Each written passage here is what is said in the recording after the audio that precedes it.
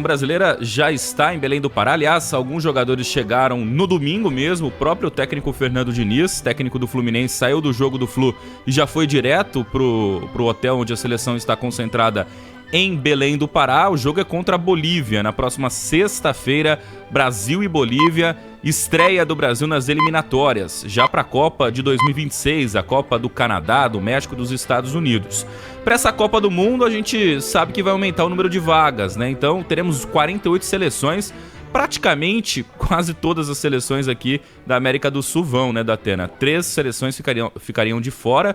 O Brasil nunca perdeu uma Copa do Mundo, então é muito difícil a chance do Brasil não ser classificado para a próxima Copa do Mundo de 2026. Mas é um trabalho inicial do Fernando Diniz agora, né? Ele que, a princípio, vai fazer uma transição para o Carlo Ancelotti assumir no ano que vem. Só que o próprio Ancelotti não confirma, né? O presidente Edinaldo Rodrigues da CBF diz que o Ancelotti, técnico do Real Madrid, o italiano, vai ser o novo técnico da seleção, mas o próprio italiano não confirma. E vai que o Fernando Diniz dá certo também, né? Foi só a primeira convocação dele, alguns nomes ficaram de fora, né? O Vinícius Júnior acabou se machucando, foi cortado, o Militão machucado, foi cortado, o Antony agora cortado por esse caso envolvendo a agressão a ex-namorada. Chegou agora o Gabriel Jesus para o lugar do Antony.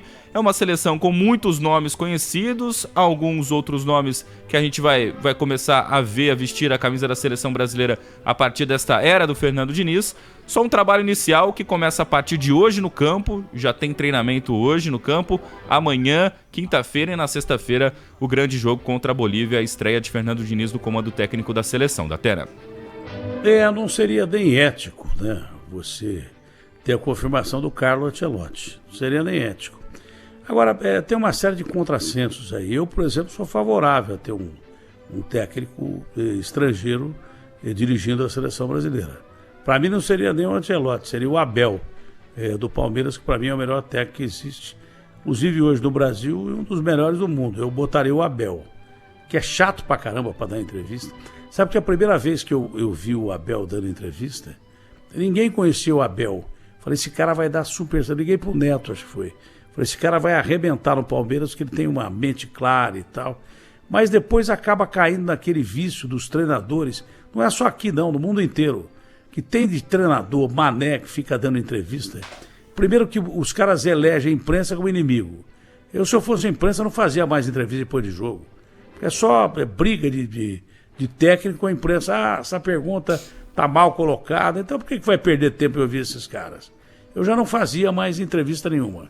E o Abel não foge à regra, de vez em quando ele enche o saco das entrevistas dele, mas ele é um belíssimo treinador, não tenho nada contra um cara estrangeiro ser técnico da seleção, né? Nada contra. Agora, por que o cara pode ser técnico da seleção sendo de outro país e jogador que não é brasileiro ou naturalizado brasileiro ou que tem dupla cidadania, não pode jogar na seleção?